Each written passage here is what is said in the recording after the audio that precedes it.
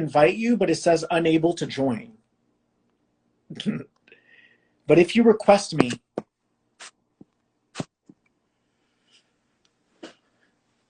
because I'm trying to send an invite.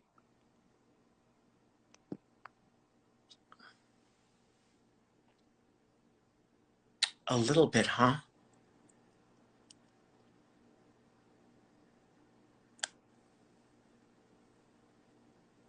Oh, not when I'm alone. I see.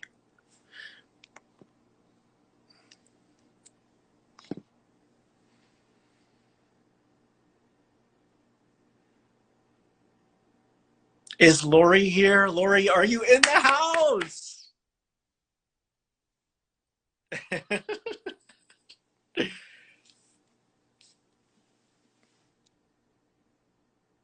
Oh, good.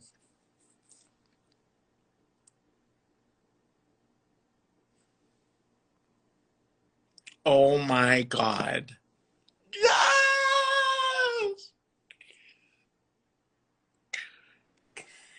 What?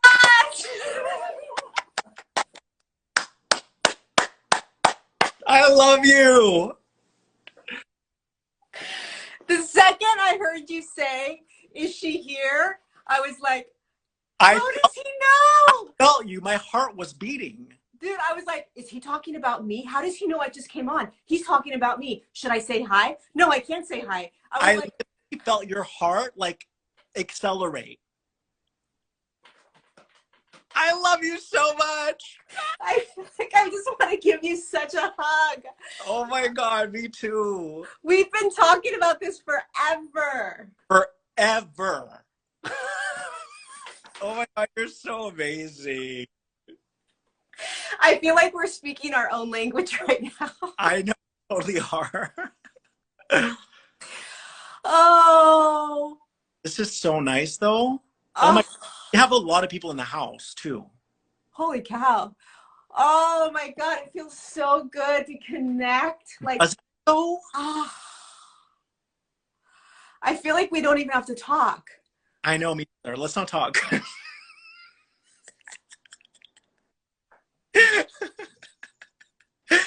Like, oh my God, we made it. We made it. We freaking made it. That's what I feel like right now. Like,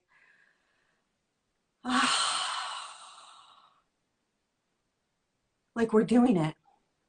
We're doing it. And it's calm. Like, I feel the buildup. Like, people are really excited. Like, I feel it. But then it's like the other one still is available as well. The calmness. It's so nice. I know. I know. You can go back and forth, back and forth. Yeah. There's so much energy. Holy, I want to plug into all of it, but then I'm going to freaking twirl around in my freaking living room like a little girl. Wow. There's so much. There's so much. There's a lot. It's the craziest feeling. It's like I feel like I can just stare at you and not talk. I know. Do you think people think we're crazy right now? Yeah, because here's the thing. People don't know that we've been like talking back and forth on Instagram via audio files, but we never actually connected in real time. Right. And it's a completely different energetic experience. Yeah. It's literally like we could stare at each other and not talk. We're like twins. Yes.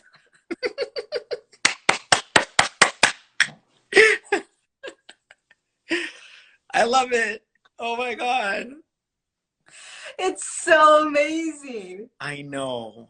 Because every time I talk to you, I'm like, you're the only one in the world that knows exactly what I'm going through. Yeah. And I could just say anything. Go ahead. Like, you just get it. Yes. Yes. Everything you say, I'm like, everything I say to you and everything you say to me, I'm like, you're in me. Like, you're talking about my life, like what I do. Like, everything is It's like, you're me. I'm like, wait, that's what I do. I know. The same though. It's like it's so out there, but it's so not. And you know what's so interesting is nobody gets to see this. Nobody sees us because you and I are constantly, we are always kind of analyzing us and our lives and what we're doing and how we're doing it, and like we're perfecting this craft all the time.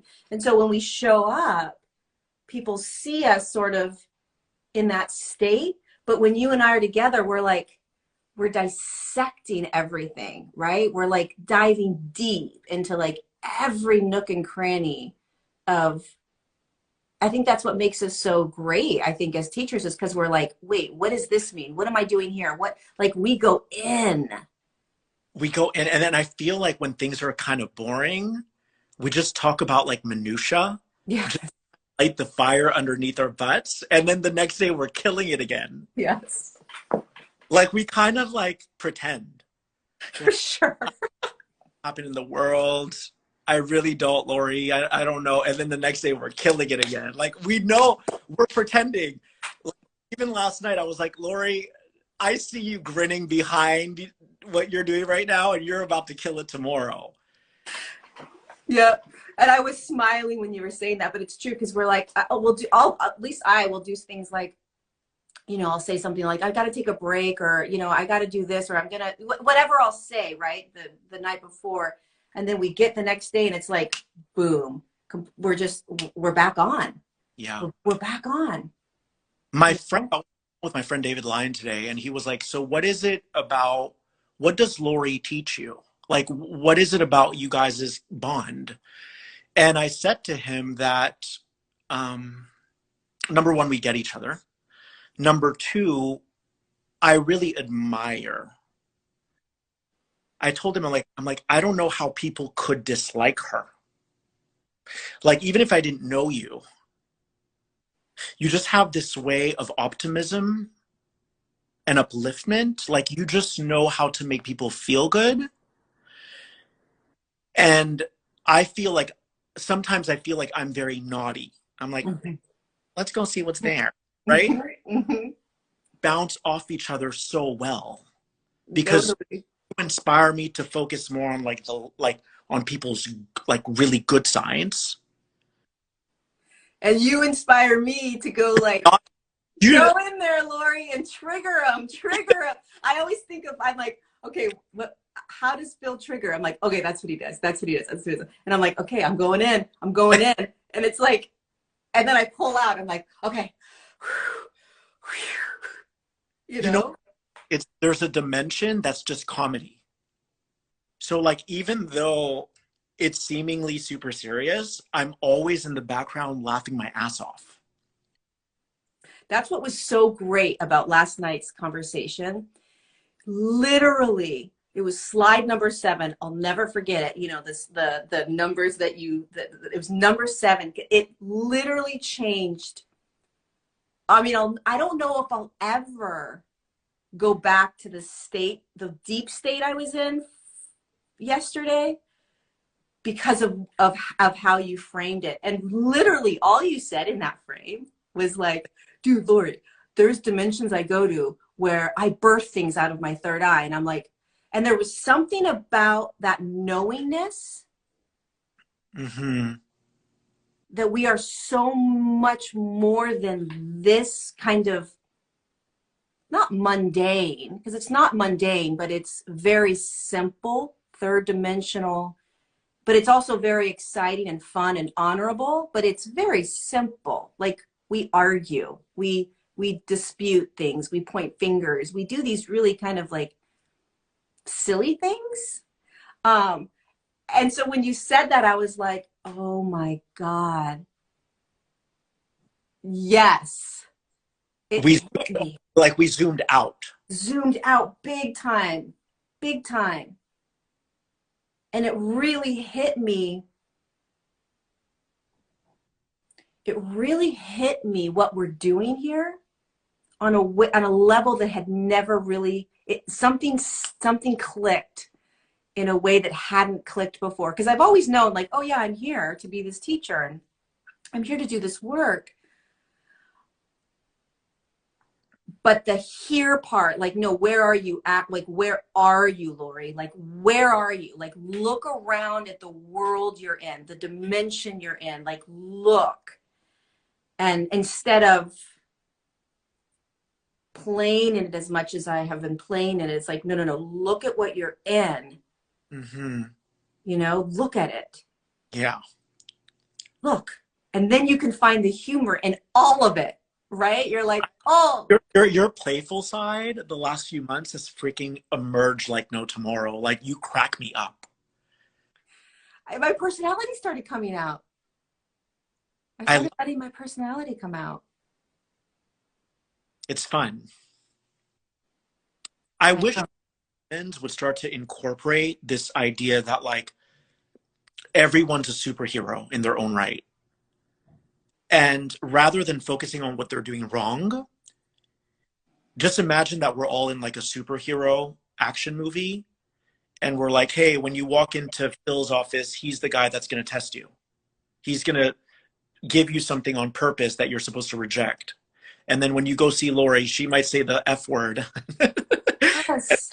She might drop the F bomb and you need to work. Like, if everyone plays that, where it's like there's all these different distinctive personalities, but they're all serving universal expansion. They're all serving that unity. Instead of focusing on they're bad, they're spreading disinformation. Yep. You know, Yep. you're bad spreading disinformation. That, from one perspective, that's not even possible. No. Because if you have that predisposition, then it means that you've already been influenced your whole life. So the disinformation is information that you've already accepted. Right. So, yeah. I like thinking about it as like each person, whoever that person is, it's a different doctor's door that you're opening, right? And you're going into that doctor's office, like what you were saying, right? So it's like each person is there. It's like, okay, what am I going to be? What am I receiving when I walk into that? What am I going to be receiving? I open up this person's door, the person that triggers you, the person that you hate, the person you can't stand, the person that's doing this, right? If you see it as like, there's that role they're playing as the doctor so-and-so, right? And you're opening the door and you're going in to receive whatever it is you're going to receive from them. It all plays a role. It all has a purpose. It all plays it is all part of it. It's all the big, it's all it. There isn't anything other than it. It's just a piece of it. Meal. Like, there's Yeah. paprika and then there's salt and then there's all these combinations of ingredients, and every ingredient is its own distinctive consciousness or signature, and they pull together to concoct this wonderful meal. Yeah, and then we have that lens on us, right? That says, "Oh, this lens, the lens is the lens, is the lens, the density that we're." So we open up the doctor door, right? We walk into the doctor's office, and the person's standing there, and when the way the human gets in the way is the density, right? You're feeling that energetic exchange because Mm. your energy. And the density of that energetic exchange, let's say, is what then creates the funneling of everything, the judgment, the labeling, the blah blah blah blah blah. Where if you just stayed in the energetic frequency of it, I'm now having an energetic experience with this person in the doctor's office, and this is what I'm experiencing, and we just did that. This would be a totally different experience, right? The human experience would be so different. You'd be So like, oh, dude, I went to Dr. So-and-so and I received like anger and rage. It was very strange. And then I went over to Dr. So-and-so and I walked in there and you would have a totally different experience of this. 100%. Plus, I think like we're all spiritual beings. Right. Comedians are healing people. Some of them are freaking vulgar, but they give you a break from your mundane life and you get Mm-hmm. with an experience. But I think sometimes we put way too many eggs into one basket. Like, Lori needs to be all of it. Yep. And it's like Lori might be 10 minutes of your day, and then you can switch gears and go listen to Chelsea Handler, and then you could go listen to this. Like it's supposed to be this community synergistic effort Right. of upliftment. So you can't expect one person to satisfy every sweet tooth. And not only that, but you know, especially right now with this cancel culture that we have, it's like you're either in or you're out. You know, I'm either following or I'm not following. I'm either liking or I'm not liking. Instead of just like it's all just here. And one moment I'm going to be in, one moment I'm going to be out, one moment. I mean, instead of this like, you know, it's like a black or white, or the way humans are experiencing this divide right now is like it's very human instead of energetic, right? It's like it's just so human. It's so restrictive. It's very labely. It's like yes. I never ever define myself as a new age person.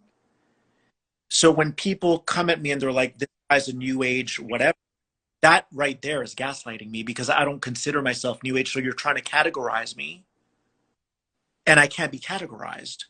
So I think once we get out of this restrictiveness, like you said, and we can all just freaking soar and spread our, like, it's going to be such a fun playground. I think people, it's one of those weird things. This is the picture I just got. It's almost like it's counterintuitive. So we feel like we have to be fighting against something or like doing something. Like there's something we need to be doing. We have to be doing these things. We have to be shifting and like there's things we have to be doing in terms of moving through this massive collective shift. And what if that's the opposite? What if what we're supposed to be doing is absolutely nothing, but allowing ourselves to if we did nothing, right? Like if we were just present with somebody's energy and we almost transcended the programmed human way of being with it. And we just started settling into the energetic exchange of it. If humans can even do that, maybe they can't. I don't know. I do it, but maybe it's not easy for a lot of humans, right? But it's this layering. What? That's why I love you. That's actually, thank you for that, because you just jogged my memory. That's why what I told David that was the highlight for me and our relationship. The highlight with me and you is that we can talk about anything, but we're holding a space for all of it. Yes. Like we don't need to judge it. We don't need the vision that came to me tonight when I was walking was we are like these Safari windows that can open up 20 browsers. Right. And we at are any time. We are not those browsers. Right. Those browsers are just a different expression. Right. And then it's like, cool, that was fun. Let's close that window. Right. Or, like it doesn't matter. It's not that significant. Not at all. Not when you realize that there's an infinite amount of browser windows that all play a role and that all have they all deserve to be there, right? Like if you pull out a browser, there it is. Yeah, exactly. It's like when you see that the human now moments from that perspective, it's such a waste of energy to get stuck and like it doesn't make any sense. It's like you're going to be spinning your wheels going in circles around things where just let go and just watch, just let go. Where are you going today? What are you going to do? What's happening? Like let go. And because when you get stuck on a browser, right, then you're in that browser and then that browser is everything. And it's like they do that with teachers, right? Yes. Teacher is everything. You're everything. You disappointed me. You said this. Dude, get out of the browser for a second. It's just a browser. I know. And then the actual wheel starts to spin because you have it's too compacted in your brain. Right. But what's interesting is that when you're multidimensional, you're light as a feather. Yep. So then you can hold plenty of browsers. The wheel's never going to spin. Right. I don't know how. It's when the computer's in dissonance, when it's not interacting with itself well, that rainbow wheel starts to spin. And the key to all of it is energy, is feeling, is first of all being in the body, and second, literally transcending the kind of if you feel energetically, if you feel energy throughout your now moments, and that's what you're navigating with is energy, you will instantly transcend sort of the egoic programmed way that the human has been designed to be. You'll naturally, like it naturally just it goes somewhere else. Yeah. It's almost like it's not there when you're just energetically, your thoughts go away. Everything kind of dissolves when you're just like, okay, I'm going to energetically experience life as often as I can. Then that's how you can really encompass multidimensionality, because you're not escaping the physicality, but you're honoring the energetic. You're honoring the energy.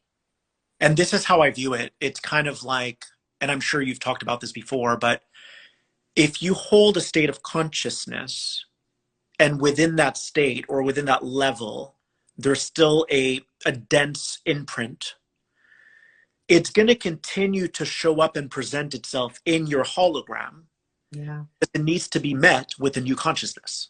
Yeah.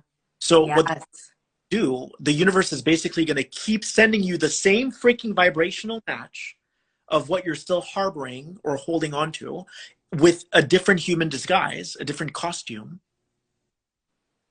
And then hopefully it's a costume that you prefer and you finally respond well to it.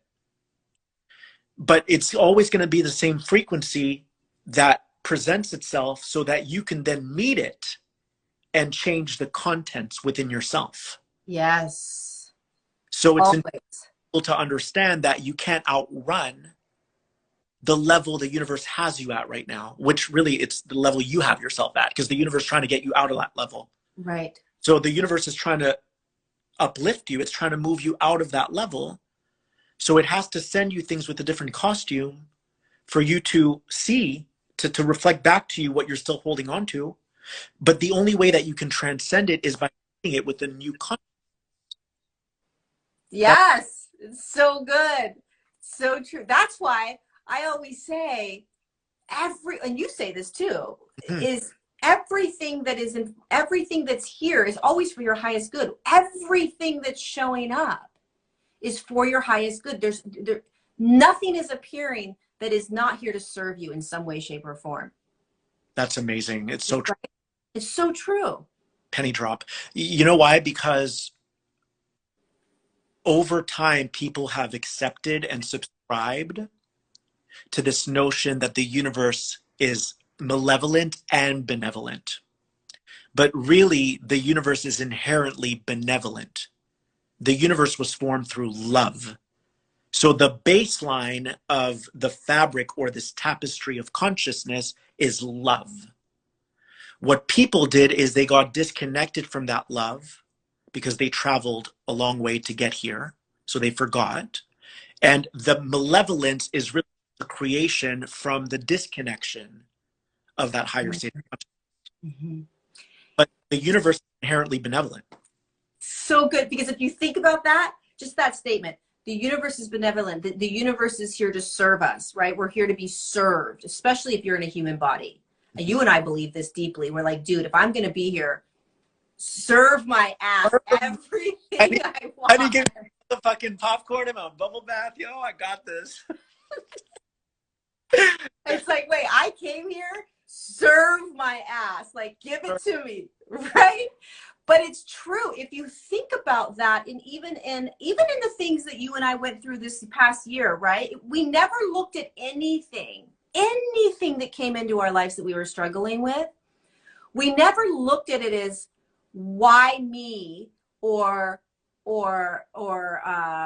this isn't supposed to happen, or this is bad, or we don't have that lens. It's like, oh, what is this showing me? What new thing am I going to be stepping into within myself?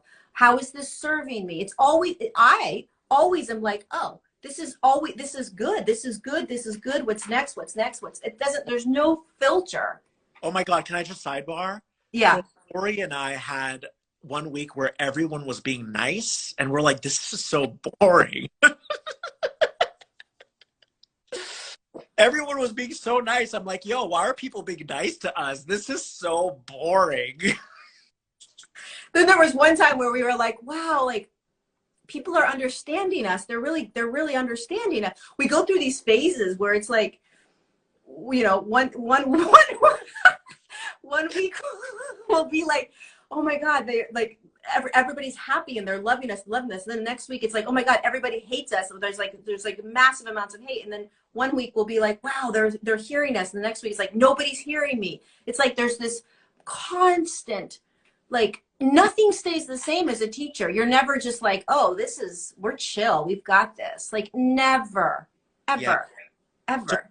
there has to be contrast. There has to be movement in order for there to be expansion. So when everyone's like fine and dandy and everyone's getting along famously, that's great, but the triggers are what move us in that direction.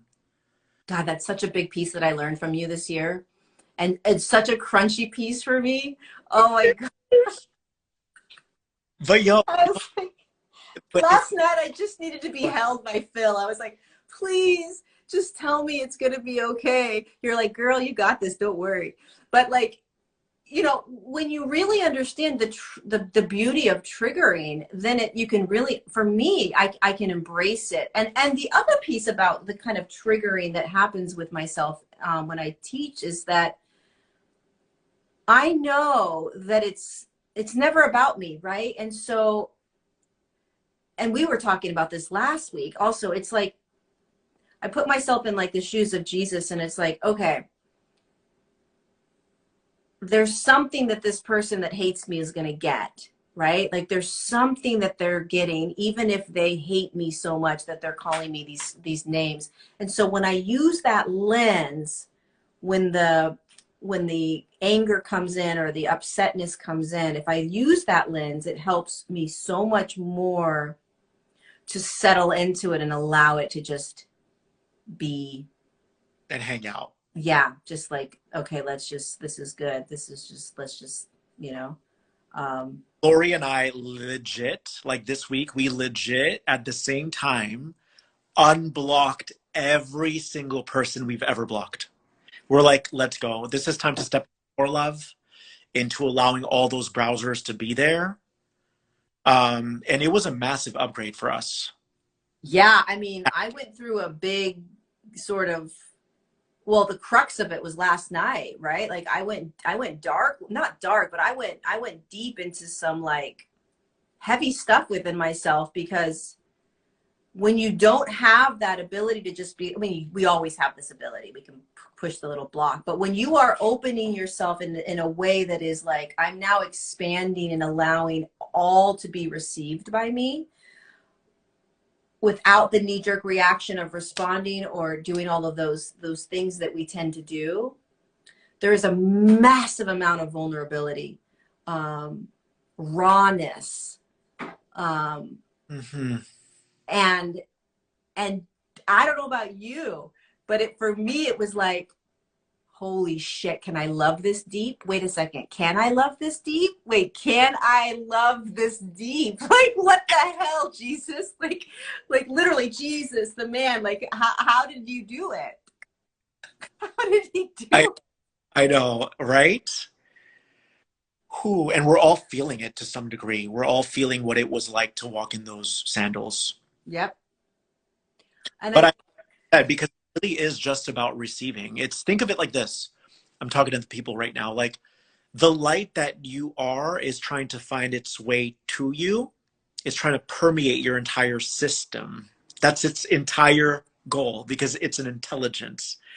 So no matter what you're confronted with, it can be a trigger. That trigger is light trying to permeate or enter your system. But a lot of people have so much trauma and a lack of self love that they don't know how to accept that trigger. That trigger is actually light coming back to you. That's your light trying to enter your body. It's just that people reject or deny their own light. So rather than depriving yourself of that upgrade, just go, I'm ready to step into this. Because if you don't, it's going to reappear with a different costume, like I said earlier. And then you're going to have to, your guys are like, please just get it this time. We put a freaking green sweater on them this time because we know you like green. But it's still the same energy. It's just that maybe it can be alleviated, or maybe it can be fluffed up a little bit. It's so interesting, isn't it, how this works? That we get all of these external triggers for our highest good, because because we deserve to feel so much love. Think about it, like, right? Rewind. That was so good. I'm doing the Carlton dance from Fresh Prince there. I know, I love it. But you think about it, like, wow, we get all these triggers, really, for the. Yeah, because that was really profound. I can't remember. We need you to think like a human right now. We need you to use the mind, not just be a conduit. And go back and remember what you said. What did you say? It was so good. You said something to the effect of, we deserve to have so much love. Someone just wrote it. We deserve to have so much love. Because you're exactly right. It's the light trying to come in, right? And it's really our higher selves and our guides saying, hey, you deserve more love. You deserve more wholeness. You deserve it. Yes, you had trauma. Yes, you had your human experiences. Yes, you went all, but look at what's here. Look at what's here to allow you to say, okay, I'm going to surrender to this. I'm going to look, I'm going to feel, I'm going to receive. I'm going to give this to myself. It's the fear, right? It's the fear, or maybe also just not knowing how to even go in there and even excavate it, like, or feel it. But if you start thinking about triggers in that way, I mean, dude, you're going to start being like, trigger the shit out of me. Give me the triggers. Let's go. Let's go. What else? What else? What else? The trigger is vibrational. Say it again. The trigger is a vibrational offering. Yes. It is. Vibrational offering that comes in different packages. But it's a vibration that's trying to get you to move up the spiral so that you can merge into your most desirable timeline. I'm thinking right now as you're talking, I'm like, okay, when's the last time I was triggered? I was like, oh, yesterday I was triggered, right? That's so much greatness ahead, right? So yeah. It's like, okay, so when I think about the moment that I was being triggered and I was getting upset with this person talking about me, I was like, okay, that felt like a trigger. Maybe not like an internal, like deep trauma trigger, but maybe, right? But it's like, what did I need in that moment? I needed to love myself. I needed to be like, I'm good enough. I'm okay. It's okay. It's okay. It's okay, Lori. You're okay. You're okay. You're loved. You're good. You know, like, more love. It was just about more love for myself. Like, so if I'm just trying to relate it to people who are like, well, how do I know what the triggers are, right? How do I know what that trigger is trying to give me? Or how do I, because the knee-jerk reaction is just whatever you're going to give back, right? You receive a trigger and you just immediately jolt it back to the person that gave it to you. You don't even spend. Now, as you speak, it's a double contraction. Yes. But with every one singular contraction, there's a singular expansion. Yes. So if you get triggered, you contract automatically. Yep. But throw it back, you're contracting again. Right. So it's a double contraction. Yes. So how do you not contract? So you contract the first time because that's it. Right. But you go, there's an expansion coming. Yes. So I don't need to feeling. Right, you feel. Exactly. Yes. That's what a lot of people don't understand this. It's not about being perfect. It's not about healing yourself. It's about observing how intelligent your body is when you get out of the way. It's just about becoming the observer. I call it activating your observational technology. You're observing what's happening and you're feeling it too. You're breathing the human. You're feeling it all. Yeah. But you're not reacting. You're swallowing it. Yep. Because it's your power coming back and you're like, mm, Yep. mm. Right? My guides gave me a hack when I first awakened. They're like, every person who attacks you, just ingest it like it's light. So I'd be in my car and people are honking at me like, I'm like, woo, yeah, that feels good. That feels real good. Woo, yeah, I love that. Like this trick I played with my mind to start to bring that energy back in.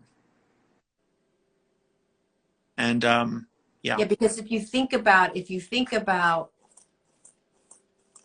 God, our guides must be so frustrated with us. Think about how frustrated they get with us, right? Because here comes this awesome trigger and you contract it and they're like, oh my God, is she going to get it? Is she going to get it? Is she going to get it? And then boom, you trigger, you throw it right, boomerang it right back out, right? And it's like, oh, God dang it. They missed it. Here comes another one, right? God, are they going to get it? Are they going to get it? Are they going to get it? And it's really about just allowing yourself to feel that which, whatever needs the upgrade in the body, whatever. It's not even, when you become detached from the words around it, like, oh, it's anger or it's sadness, and that must mean I'm angry, or that must mean I'm a this person or that person, but more of a, oh, this is an energetic upgrade. Here it comes. What's coming in? Ooh, I feel like, oh, when you hear people talk about you, you're like, oh, and you get this like triggered response of wanting to say something back. But it's like, what is that?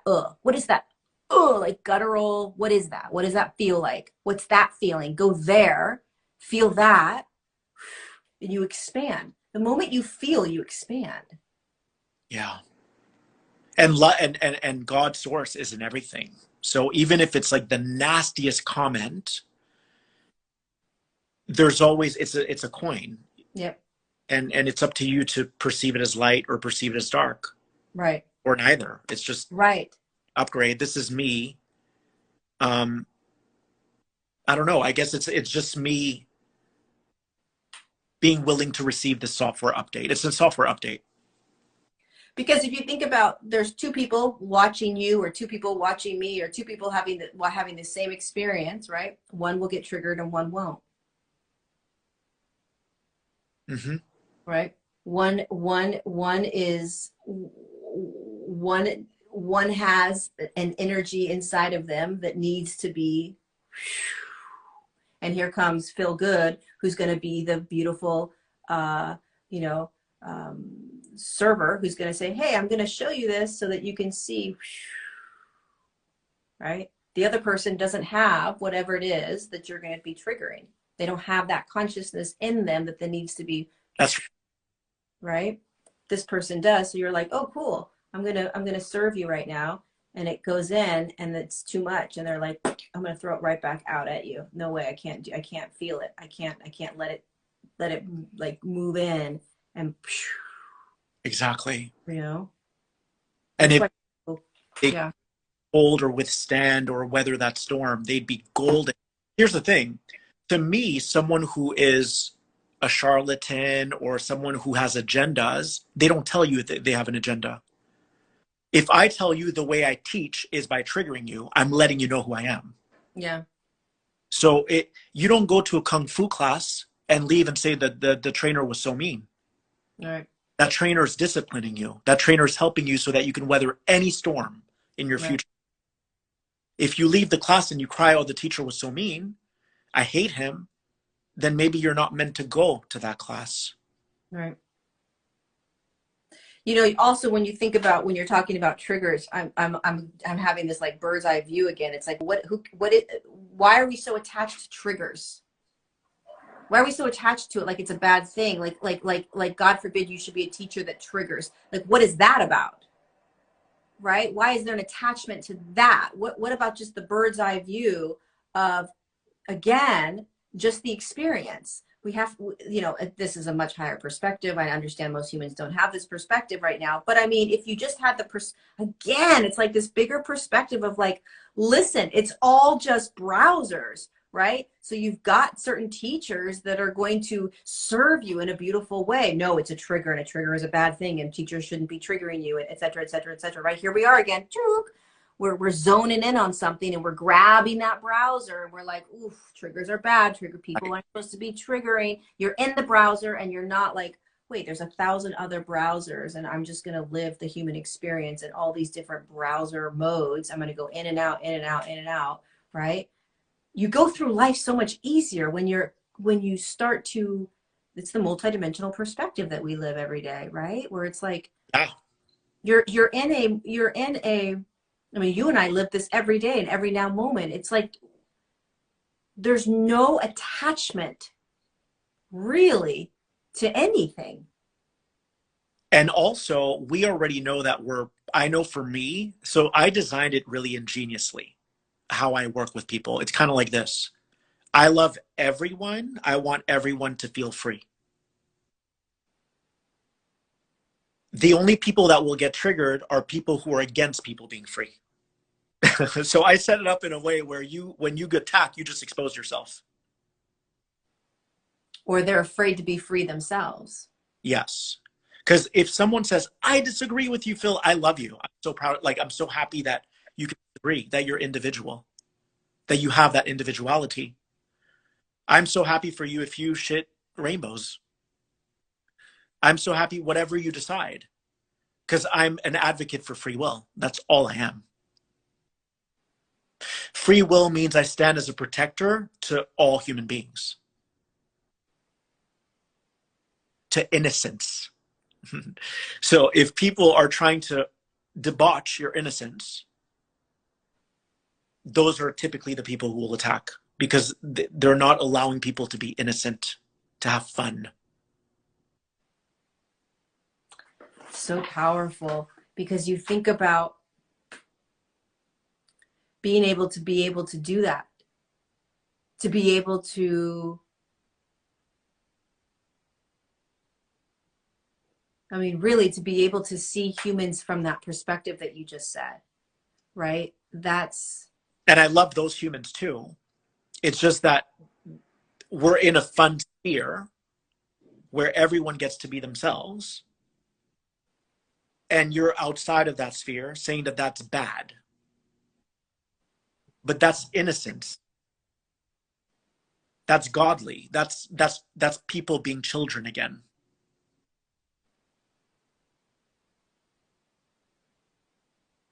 I mean, imagine if like we all started to take this lens, we all started to use this lens. This is the dichotomy of everything. This is, okay, how do I explain this? Like,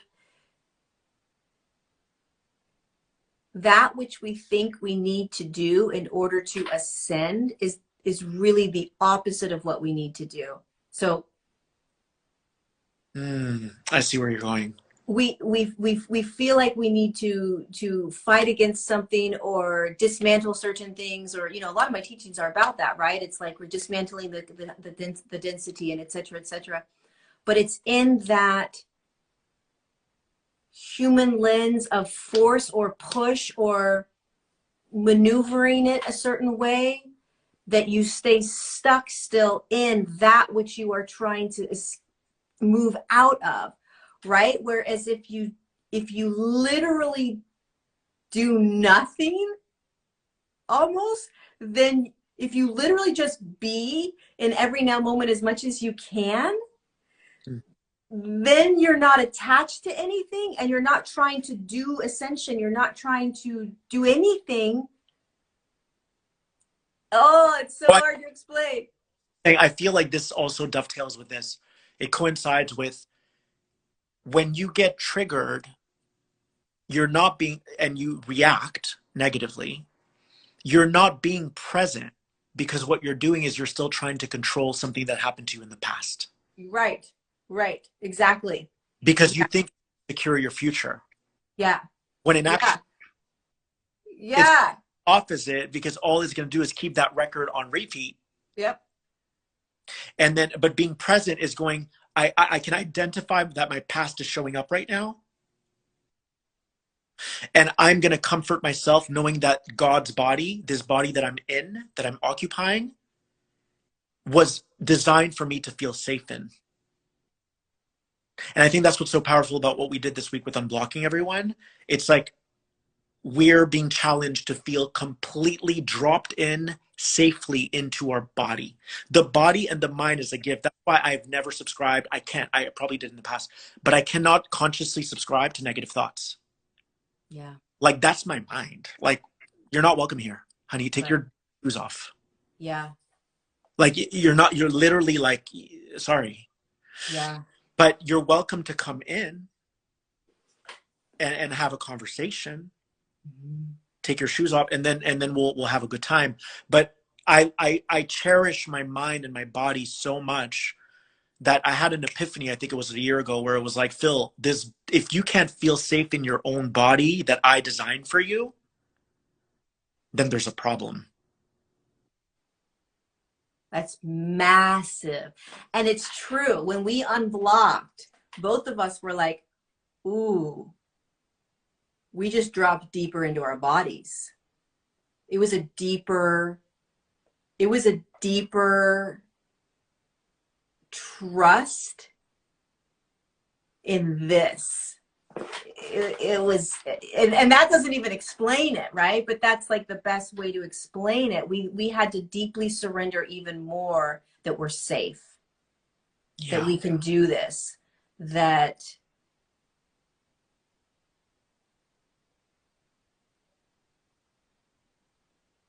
just this multidimensional frequency, vibrational beingness that we are gets to be even louder now, right? It gets to be even brighter. Because if you hit think about it, when we hit those little blocked buttons, it dimmed our light. Yeah.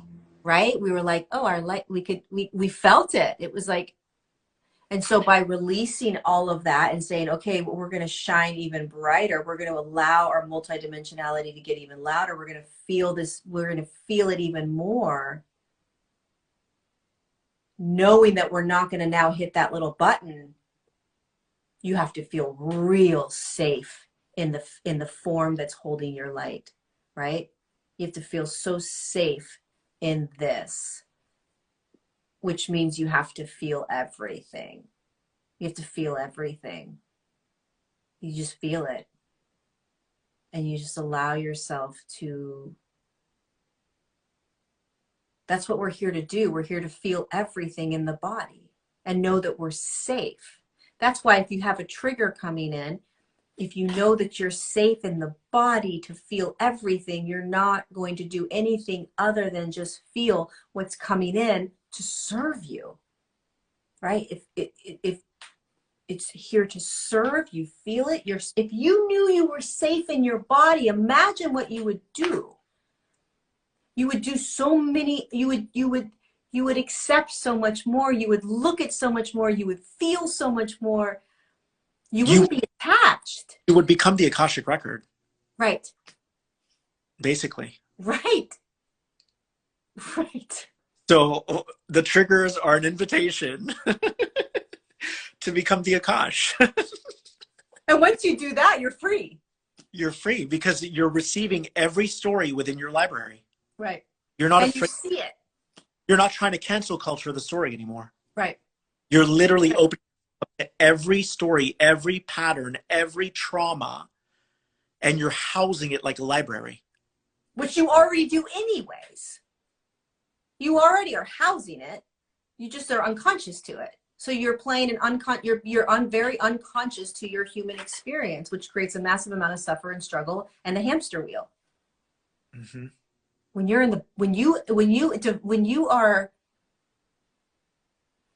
are inside a completely and wholly, and then you're connected deeply to that Akashic record. There's no hiding. There's nothing you got it all right in front of you. You got it all right in front of you. And you're taking care of dusting the books and everything. Like you're Yep. not letting it dirty. You're literally giving love and paying attention to the entire library. You're not Right. in denial of a book. You're not in denial of anything anymore. You're not in avoidance anymore. And being in avoidance can keep you in that what do you call it, the hamster wheel. It can keep you in that perpetual vicious cycle, because you can so convince yourself that the new relationship is the right one. You can so convince yourself, and you have these blinders on, and you're like, I trust that it'll be different this time. And in the meantime, everyone's reading it like, nah, you haven't changed anything about your behavior. How can it be different? It can't, because you're still in avoidance to some of the books that you need to read, meaning you need to be read. Exactly. you need your, you need to be read, and you need to be told, and you need to actually listen. You need to listen, because when you listen, then you invite more light. That's all. You're receiving the guidelines to depattern and repattern. You're literally informing yourself. And here's the thing about 3D and those lower dimensions. Everything is so slow, but time is our greatest luxury. Like, why would you want to be in a 7-year relationship when there's a blind spot that could be rectified in one night? One night. And I see it all the time. People are like, no, this is it, this is it. But it's like, can you maybe look at it from different angles? Speed up your speed of vibration, speed it up, speed it up, speed it up. And then you don't need to play it out for 7 years. Mm-mm. You really don't. Mm-hmm. And then you get to bring in, exactly what you want. Then you get to create. But this is the piece about seeing if you're able to see the Akashic record, which I know is not easy for a lot of people. I get it. But like, if you have the Akashic record open inside your body as a vibration and a frequency, so you know everything about you and what all the lessons, all the stories, all the traumas, everything, right? And a relationship comes in, right? And let's say it's a relationship that is similar in frequency to a relationship you had 2 years ago. Now, if you're in a different frequency now, right, and you're aware of the Akashic record, boom, and instantaneous, nope, right? Instantaneous, nope. Instantaneous. It's Yeah, incompatible. yeah. It's just an absolute no, and it might not even could be the hottest dude, the hottest chick, like they've got everything, but it's on an energetic level. I gotta say no. Exactly. That's so Right? true. I had a friend recently that was like, I think I met the love of my life. Sexually, he doesn't do this thing that I like. Right away, boom, you just gave it away, right? But he convinced himself, but it's going to work out. And I asked him very frankly, do you really see yourself living the rest of your life without satisfying that need? He's like, yeah, I don't care about that. But if you didn't care about that, you wouldn't bring that. You just wouldn't. And now they're having problems because it's so predictable. Yep. You have to know that you're deserving of all of it. All of it. I have All of it. I had this realization, Lori, I think 2 years ago, where you know how when you date people or when you imagine you're kind of concocting your elixir of like the relationship that you want to attract, and you're putting out all these frequencies of what would be good. My guys were like, no, no, stop. You're concocting an elixir right now. Why don't you just accept that you are the elixir? Oh! I'll give you an example. I used to say, like, I'm going to dish out a frequency of vulnerability to see how this person treats me. I want to be vulnerable in a relationship. I want to know that I'm safe. My guys are like, why don't you just accept that you are vulnerable? Why don't you just accept that you are that instead of dishing out that Yeah. frequency? Just accept that you are vulnerable. Don't dish out a frequency to see how they'll respond. Be the vulnerability. That's what you want. That's the truth. So be it. Game changer. Massive. I learned that this year during 2020. I really got that on a massive, massive level. And I'll say that in getting that and really understanding that, there is this empowerment piece now that I have in terms of who the man that's coming into my life, where it is it's an empowerment that I've never felt before, where it's like, oh no, it's an absolute who's coming in. It's an absolute, and it's not about it has nothing to do with what I need or am desiring. It's like a completely different frequency. It's like a match is going to be coming, a match, like mixed match, but a match is coming, and it's I'm so whole now. I'm so complete. I'm so fulfilled. I'm so in that it's just a completely different creation that's coming. Do you know what I mean? Like it's not, it's almost like I don't need anything except that I want the partner. So I'm craving that. I want a partner, but I don't need anything anymore. Yeah. And also I feel like when you kind of test out the waters and you're like, because here's the thing, when I was dishing out the frequency of vulnerability, that's not me playing a game. That's me seeing, can I feel safe with you? Right? Can I feel safe with you? It's an unfoldment. But the thing is, what you're likely to attract is a match to what you gave. So if you're not giving all of yourself and you're just putting out your feelers, you're going to attract someone who also has those reluctancies. And it's going to become a game of, should I give you more now, or I'm going to wait for you to give me a little? Now I'm going to give you a little. Now you're getting Yeah. all that out. Because think about it, dimension wise, that's a longer process. So you might end up in that relationship for a very long time, when the whole time there was a higher relationship that was waiting for you to basically uncloak yourself and say, this is me. So then crop out that entire segment. All the apps are gone. You have to feel worthy. Yeah. You have to feel worthy. I think that's a big piece for humans, is that we don't feel worthy of completely receiving massive amounts of unconditional love from somebody else. And so those are the games we play out with when we get into relationship. And we're used to it. We're used to playing those games. It's comfortable. We have some sort of control over it. I mean, again, you come back to absolute vulnerability, safety in the body, right? Really being who we are. Yeah. You know, and it's like, okay, if I'm just, can I just be 100% myself, completely raw and vulnerable, without an expectation of anything other than I deserve. I mean, listen, you and I, we can ask our guides for anything, and we're like, we're gonna get it, right? Like that's. They don't get my Starbucks yet. There's certain things they don't get, but when it comes to a relationship, dude, because I need my Starbucks, yo. But listen, when it comes to a relationship, Yeah. do I really believe, I'm asking myself this, right? In this now moment, when I'm creating this amazing man that's coming into my life, do I believe that I can be unapologetically, like, raw, vulnerable, unconditionally loved by being completely open, surrendered, receptive, and just me? There's always little games I'm playing. Always little games that I play in some way, shape, or form when I meet someone, right? So in this time, in this new version, what if it was just, not what if, it is just this. It's just this.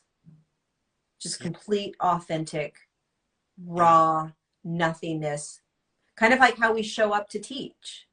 Just this. Yeah. Like when I teach, I'm just 100,000% me. Mm-hmm. And that's it. But for some reason, when I think about getting into a relationship, it's like, oh, I've got to play some role. Maybe I got to do certain things. Maybe I got to, there's things you got to do, like, no. Right. And if you didn't do those things, your rejection rate would probably go up a lot. but that would mean that you're actually vibrating faster. So the universe is like, not him, not him, not him, not him. 1000%. 1000%. What happens is people play those games and they end up elongating or prolonging the process because they're interacting with people's shadow selves because they're still in the shadow self. Yes, that's what you're doing. That's it. Right? And we get into this idea of like, well, I just keep going through men, or I keep going through women. They're just not the right one. They're not the right one. And there's something, as if there's something wrong with that. Nothing wrong with it. You're actually higher because you're feeling all of it. And those people aren't up for the challenge. They're not your one. Mm-mm. God, you nailed it with the shadow. It's a fragment interacting with another fragment. Yep. But it's like you have all these different fragments and you're choosing to play a game as one of your fragments interacting with another person's fragment. And you guys are caught in this fanciful reality. And then you're like, this is perfect. Now let's make it fit. Yep. Instead of going, I'm going to feel all of it. That doesn't mean you have to verbalize everything. It just means you're willing to keep your heart open. Yep. And when your heart is open, you vibrate much faster. So of course you're going to get rejected a lot more sometimes. It's kind of like reading a book on steroids. You're like, foom, foom, foom, foom, foom. But at least your heart is wide open. And you're feeling, and you're in your body, and you remember that you're safe. I mean, everything we're saying right now is always, it just keeps circling back. It's like the same thing. Because if you're in your body, you know that you're safe, and you know you can feel, and you know you can feel anything. You can be vulnerable and raw and all of who you are. Then there's nothing that's going to stop you from being your the authenticness of what you're in that now moment. You're going to just be what it is. Exactly. It would be a lie to, so for instance, let's say you're wanting to showcase vulnerability, right? And in that moment, you're like, I'm scared. Like you tell that person, I'm scared. Is that really the truth? Because my truth would be, I'm scared, but I'm not, but I am, but I'm not. Right. Right. Like I'm scared. I'm not really attached to you, but I am scared because I like you, but I don't know. Yeah. Right? Whatever that person's truth is in that moment. But I think sometimes people underplay themselves, which is still the fragment interplay. For sure. For sure. For sure. So the cover all ground. So you're scared, but you're a multidimensional being. So truly you're not scared. So I'm scared, but I'm not, but I like you. And I want to let you, like, it's more about covering all bases. Yeah. Seeing it from all perspectives, just encompassing all of it. You're just encompassing, you're not sticking to one browser. You're looking at all the browsers in that experience that you're having. It's like you're holding all of it. You're allowing all of it. And this is something else. Some people think that, like, if I sleep with you, or if I sleep with this person, they're gonna eventually break up with me. And if I don't sleep with them, then they'll be with me. But that's all an illusion. Because if you want someone and you disallow yourself, that could be coming from lack. So yes, they might want you more, but then it's gonna break up anyways because you weren't operating from the true self. Yeah. The true self is, I want you, let's do this. And if you're an empowered person, then it can't go south because it was meant to be. Right. And you wouldn't even, again, if you were acutely aware of your Akashic record, if you were acutely aware of your body and in your body and all of that, then, and your traumas, you know, you also think about that statement of like, oh, if I sleep with them, then they're eventually going to break up with me. Or if I sleep with them, a lot of women are like this. If I sleep with them, then I'm going to get attached. And all of a sudden I'm going to, you know, be attached to this person, et cetera, et cetera. And if you're completely aware of if you're in the body, completely embodied, right? You're whole as the being of light, you're multidimensional, and you have that thought, you immediately know that it's from some trauma, from some other now moment that's not in the now, has nothing to do with the now. Nothing. You're like, that's random. That had to do with like Joe Schmo when I was 16 years old, right? You're immediately aware of it.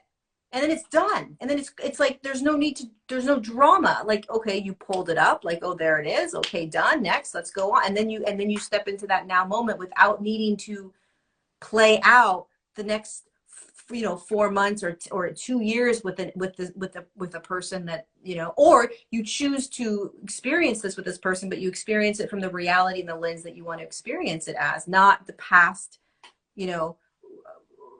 traumas and records that you've pulled. It's this Yeah. awareness, I wish people would like scribble this down, that like the now is outside of time. like Yeah. the now is literally outside of time. So when you get triggered, a trigger can only happen if you're in time. Right. Think about it. A trigger Yes. can only happen if you're in time. Right, because what is a trigger? A trigger is something that is showing you something that you haven't processed from a past. Yes. So the now is outside of time. Right. But it's through the now that we process Yes. imprint. Yeah. And the now is outside of time, so it ends up neutralizing. Yes. Because outside of time is neutrality. Right. There's no judgment. Or attachment. Nothing. No. So then we null and void it. Right. You're just floating. Yeah. You're literally just floating through what's next. You're like, it's like when you're in now, you just are like, for me, it feels like I'm just bopping up and down like something in the ocean. You're just floating. You can't do anything other than just feel what's in the now. Like it makes no sense. It makes no sense. Do anything else but stare at walls. Pretty much. Lori and I laugh about that because we stare at walls a lot. Right, and it's work. We're It's like, work. did you work today? Yeah, I worked. I stared at a wall for like 3 hours. I was like, oh my God, I'm exhausted. So did I. Like when you're in present moment, like you're literally not thinking about anything but the now moment. Yeah. Like, I don't think about a past. Do you ever think about your past? I never think about my past. My past feels like, because like you, I was a walk-in. So even though I still have the skills of singing and all of this, I don't remember it as something that I lived through. The body retained the memory. But if you were to ask me like stuff about when I was 7, 8, I'll remember it, but not as this me. Yep. It's a blur. It's blurry. So I don't think about my past. Yeah. And I think what we do by being so present in the now outside of time is we're processing records for the entire collective that are still in time. And I think also that's why it allows us to be able to teach the way we teach, because we're not connected to time. We're not connected to an outcome. We're not connected. It doesn't make sense. Like we see all perspective. We see all timelines. We see all of it, even though people think we don't because of some of the things we say or the way we teach, right? We're looking down and we're seeing all of it. I mean, you know how it is when you connect with the guides. They don't see things from time. They don't say, oh, they don't have that perspective. So that's the bird's eye view I always have. It's like, oh, it's already done, and yet we're now in it still. And so it's almost like we're in a past. We've talked about this a lot, right? We're in a past that we've already gone through. Yet it's not really a past, it's the now, but it is a past, but it's not the past, right? Like we've already done this, and yet we haven't already done this because it's the now moment, but we have already done this. Right. Right?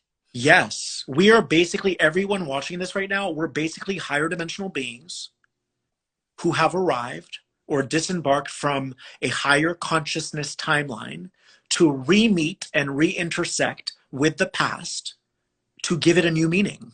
1,000%. Yeah.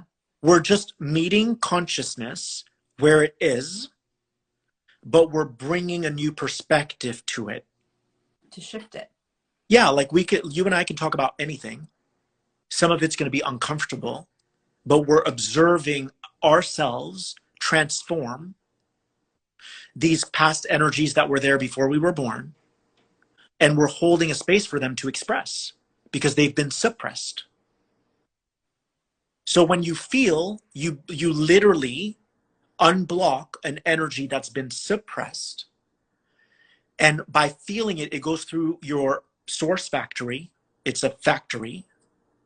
And then it gets transformed. That's all that happens. And you know what's crazy, as you're talking, I was like, and then you start to step out of time. So the more you, it's like a circle, right? So then the more you allow yourself to be in that present moment state where you're allowing everything to just feel and be and feel and be, you're then allowing yourself to step even more out of time, meaning that you're just sort of moving into that multidimensional field while you're still standing in this physicality. So you're embodying, right?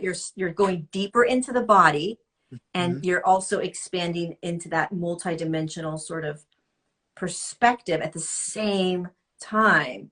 And Mm-hmm. then you're finding yourself in that no space, no time, now moment, the now, you know, being the dot, right? That you always talk about, being the dot. And so the more you feel, the more you embody, the more you get that larger perspective, the more you're in a present moment state, the easier it is to feel the now moment. It's like, it just is this circle that just keeps going, keeps going, keeps going, keeps going. Mm-hmm. Because then if you feel, going back to the triggers, right? If you feel a trigger and your present moment, there's nothing to do but feel it. There's nothing to do but feel it. And then you move on. And Next. the thing is, you have to. Yeah. That you have. That's your assignment in that moment. That's an assignment. Right. And even what I used to do is, if I'm not doing this for me, let me step into service and just tell myself I'm doing it for others. That still works because at least you're feeling it. Yep. But then you end up going, this is mine. Like, this is, all of it's ours. That's the thing. Mm-hmm. What's a trigger for someone else may not be a trigger for you. You said that earlier too. Mm-hmm. That's because you don't have a foothold on that particular reality. There's Mm-hmm. nothing for you. Mm-hmm. I always find it fascinating if people could just, if they had like a, if they could kind of zoom in to the way that you and I live and just watch us for a day, because it's so hard to teach. And I'm not saying we're better than or less than it. It's just that the way we live, I think, is very unique. And it's hard to teach it, but it would be great if we could have like lenses in and you could watch how we literally move through every now moment. Oh my God. People would be so bored with me. Me too. It's great. You want to know what I did today? It's probably exactly, well, I was busy today, but I went to had coffee and went for a walk. That was it. It's so boring. But it's not, because like you said, you're in the body. There's nowhere to go. So you're working with these higher dimensional fields. and you're always just like, what's now? What's now? Here's what's crazy about it's so boring. I guarantee you weren't bored. I guarantee you there was a lot going on, right? There was a lot going on. There's a lot happening when there's nothing happening. Yeah. There's a lot going on when there's nothing happening. I'll have days where I'm like, I'm exhausted today. And I was like, wait, what did I do? And I was like, oh, I got up, I had my coffee, went to the grocery store and got whatever I needed. I came home, I did a video. But when you're present moment,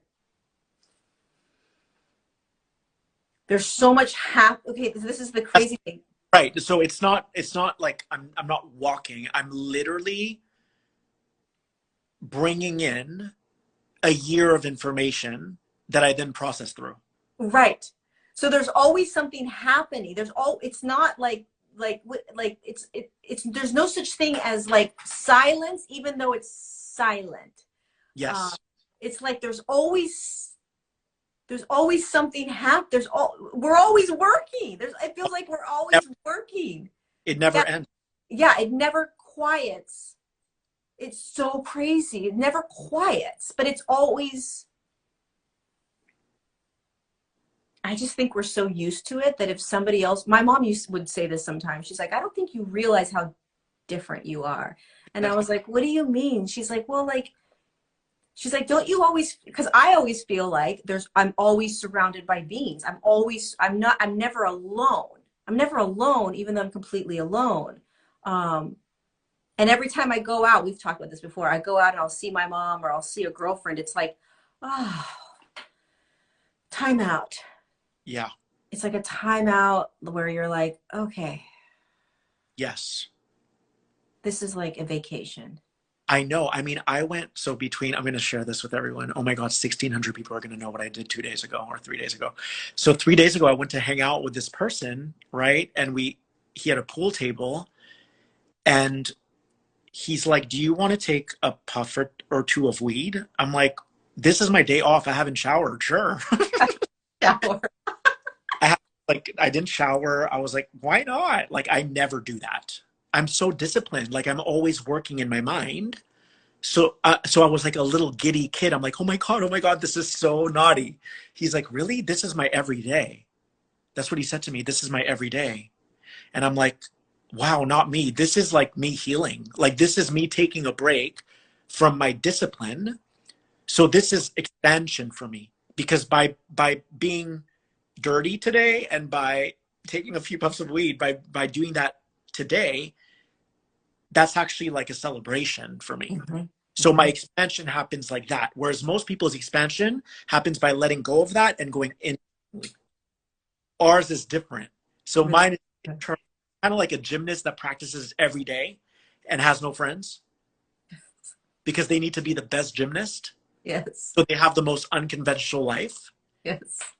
They finally go to a party with their friends who are like, I can't believe I'm with you right now. Oh my God, this is so fun. That is exactly what it feels like. Yeah. It's exactly what it feels like. I always have this giddy, I swear to you, am I going out? This is my going out. I'll go meet my girlfriend for like a chai lavender coffee and I'll sit out like, at like, what are those like restoration hardware places and they have like the furniture outside and I'll just sit there for a couple hours with her. But kid you not, because I'm always observing the now moment, the now moment, the now moment. I'm acutely aware of the fact that I'm doing something different. I'm like, oh, I'm drinking a coffee outside. Like I'm watching people walk. This is literally what goes through my head. I'm observing the fact that I'm like doing something that most people do all the time. And I'm like, oh my God, I'm sitting here and I'm with her dog and I'm watching people walk around or I'm going to go into a store and get sunglasses. Like, you know what's crazy about that? On nights like that, like when I did that the other night, I hadn't done something like that in like 6 months.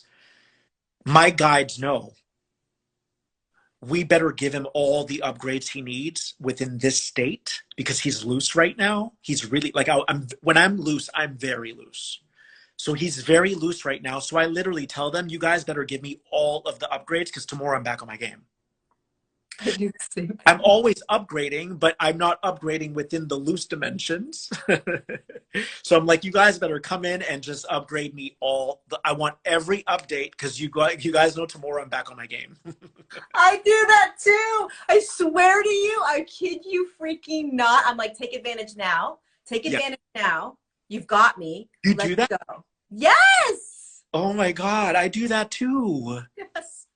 I do it all the time. I'm very particular on how they work with me, when they work with me.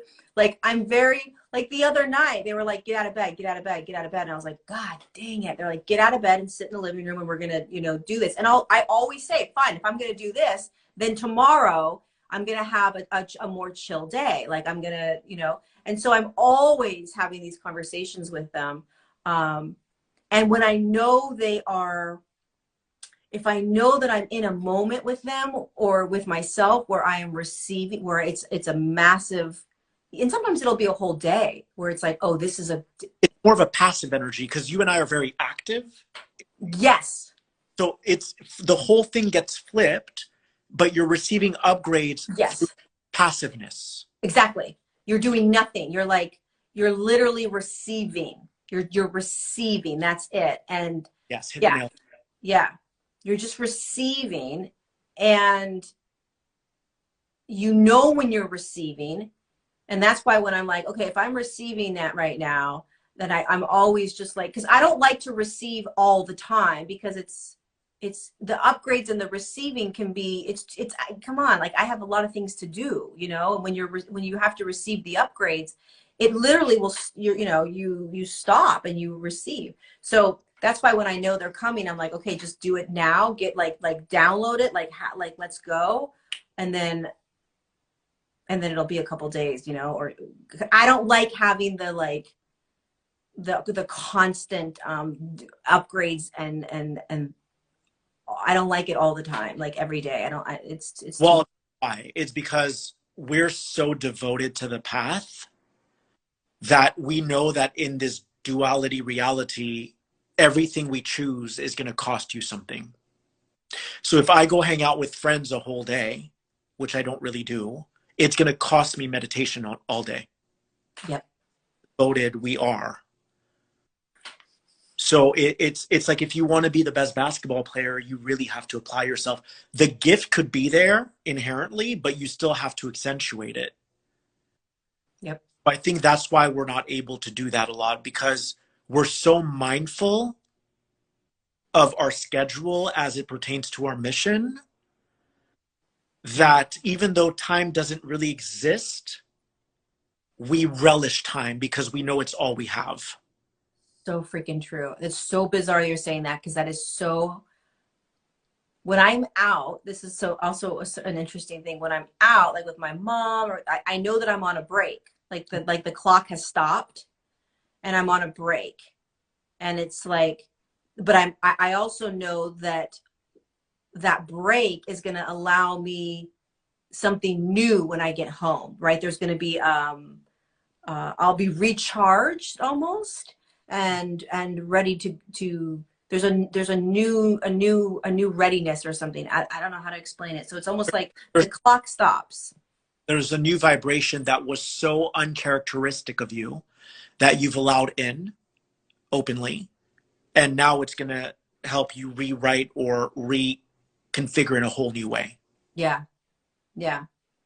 It's And yeah. kind of like if someone works out all the time and then they say, I'm going to go camping for a week and not do anything, and I'm going to fully bask in that energy and fully jump into that paradigm. The amount of expansion and healing that would happen in that 1 week Yep. would be exponential Yeah. because it's so unlike them. Mm-hmm. Mm-hmm. It's interesting. Like, it's just interesting to feel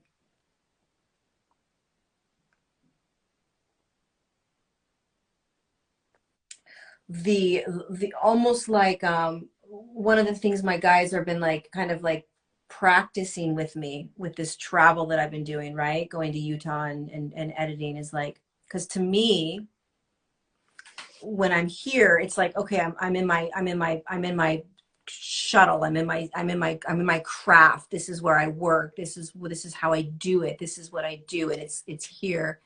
And so it's like, there's this piece of them that they're stretching me to be more like, go to the airport, get in a car, rent a car, go see horses, like get out of this sort of like kind of really comfortable place that you do your work, and that, you know, that this is it. Um, so maybe it's being more human, like, Lori, go be more human, go be more human, go be more human, go be more human. And there's always this piece of me that's like, there's only so much human I want to be, and then I want to go back. Does that make sense? Hey, I'm the same way because it's not time for us yet. It's not time Right. for us. That's how I feel. Like Yeah. I feel like there's so much that we're accomplishing right now in terms of energetically, but also in service to humanity. that I feel it's almost like we're still paying dues. Yeah. I I feel like every day I'm still paying dues. And it doesn't have to do with people. Mm-mm. It has to do with myself Mm-hmm. and where I see myself going. Mm-hmm. And the Virgo in me wants to achieve that. Obviously, and you were talking earlier, like we're aware of every dimension as we speak. I'm aware that like I'm great now, but I have such a high standard for myself and I've seen it and I'm not there yet. It doesn't mean that I don't love myself. If anything, I love that journey of self progression or self development. I love that. So I think that for me, it's like the guys are like, you still need to be fully dialed in. I know. I know. I fight that. Yeah. I fight that sometimes, I think. I think because I want to have that balanced life. And I was just talking to a friend of mine tonight about that, like bringing in the partner and having that balanced life.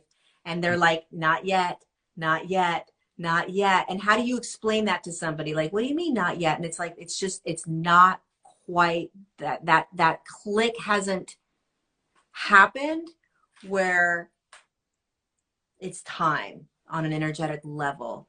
Oh, I say something. I was with a friend the other night, and he's like, "You're avoidant."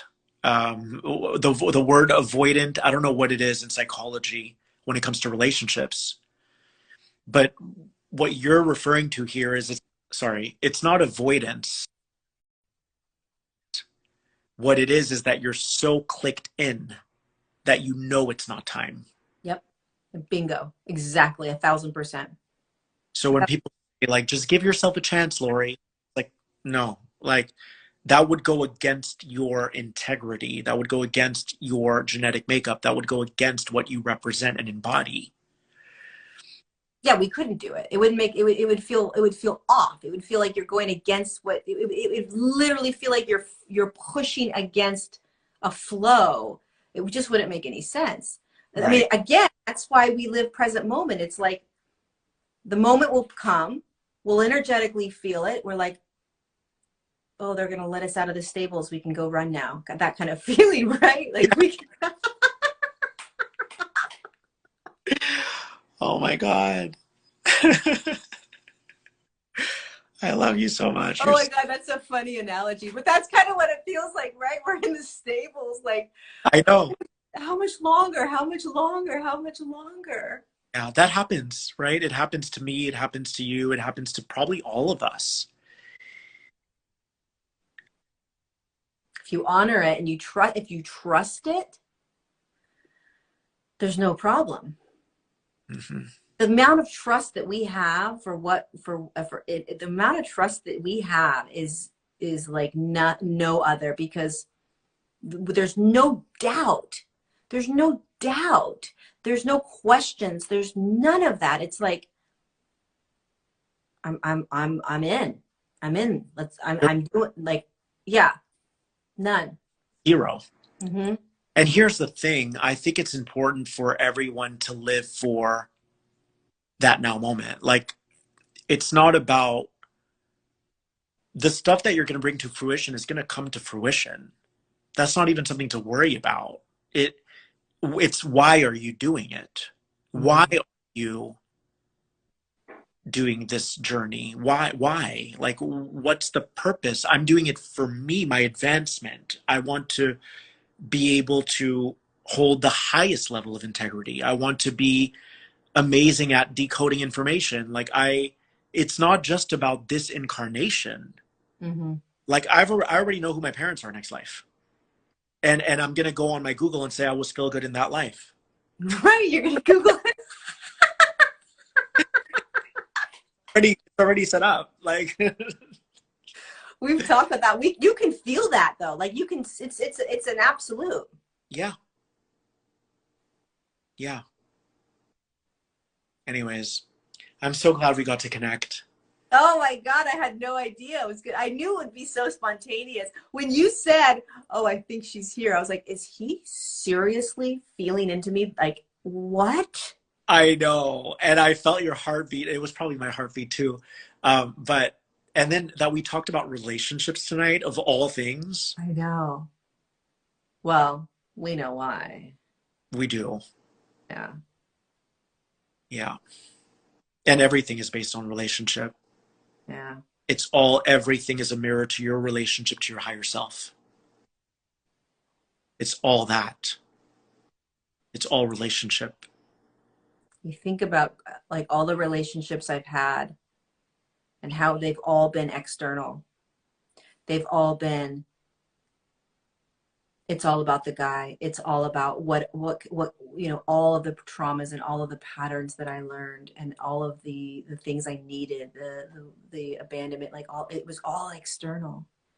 And now it's like, oh no, this is complete and whole and sovereign and free and unconditional. And I mean, this is all. And now you just, now we just sit and wait, basically, right? We're just like until the moment that it pops together. I Um, want on what you just said, because you said the word sovereign before we go. Um, when you're 100% unified from within, so you're fully intact as it relates to your integrity, your honesty, your transparency, people who are still operating within separation are going to think you're a cold person. That happens to me every day. But what happens is when you're unified, you can see those old energies of, I'm going to, you could see the manipulation, you could see the judgment, you could see all of it, and you don't want to interact with it anymore because it doesn't hold a higher state of consciousness. So a lot of people might misperceive you or mislabel you as being cold. But what happens is you see the entire field. You can scan someone's energy without trying to. It's not even an active scan. Here's the thing. When your light body is completely online, the information just comes in. So when you and I show up on video, we're in the passive. When we're not on video, we're active. And we're activating the light body. And then when we show up, the light body feeds us information. So the light body feeds you information about people. So if you know that someone's a bully, you may not look at them. It's not because you don't want to extend love. It's just that you know that if you engage with someone who's participating in that reality, it's only going to hurt you. So it's self-abuse. It's self-sabotage. You're self-damaging. So I know better than to engage with people whom I know are bullies or are victims or whatever. It's not because I don't want to extend them love. I am extending them love by being neutral. And I think love needs to be redefined. Love isn't always trample all over me and let's go into this drama play or this melodrama. Love is neutrality as well. 1000%. Neutrality reflects whether someone wants to come into love or stay away from love. Neutrality is the ultimate hall of mirrors. Ooh, that's good. Ooh, I like when That's a good one. Neutrality is the I ultimate hall of mirrors.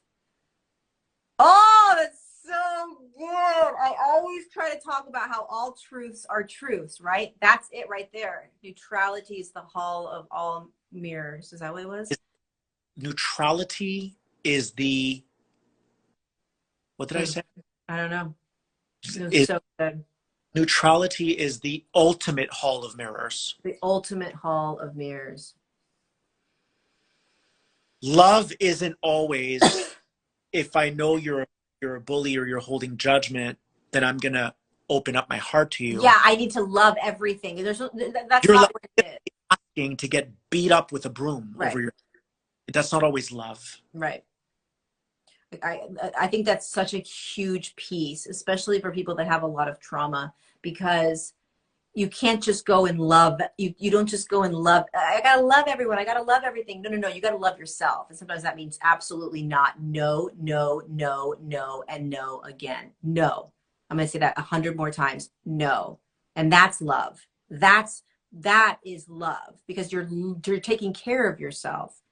You don't Yeah. have to go and give out all this love to all these other people. And that's a massive piece right now for, I think, a lot of humans, I is mean, really learning that. just feel the differentiation between neutrality. You're just being. You're not trying. And what people label love, which is like, hi, how are you? That's you're exerting a lot of effort. It's a lot of energy. It's a lot of energy. Neutrality is you're not outputting much. You just are. Yep. And you're observing. Oh, look at. Yeah. Oh, look at. Oh, look at. Oh, that's interesting. Oh, does that feel good? No, it doesn't feel good. Does that feel good? Yeah, that feels good, right? No Yeah. judgment. No attachment. You're just like, oh, hmm, no. And then you're just kindly saying no to that experience or that person, right? There's no, then you go over here and you're like, oh, no.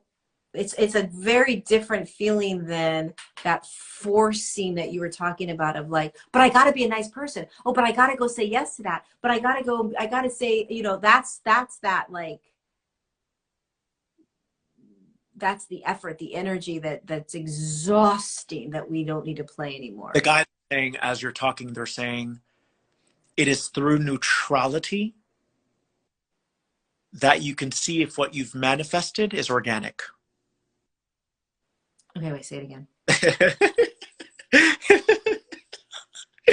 It is through neutrality that you can see if what you've manifested is organic. Right. Because If I'm neutral and I'm walking on the street and someone smiles at me, I'm like, hi, right? But that was organic because it was within the realm of neutrality. right. But it could be inorganic if you're trying too hard. It's inorganic. You want to be seen, you want to be smiled at, you want a guy to look at you, you want someone to ask for your number, or whatever, all these little trauma pieces that play out within us.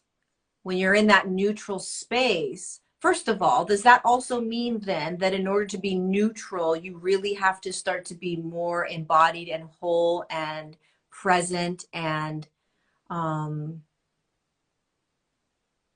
in a higher state of consciousness?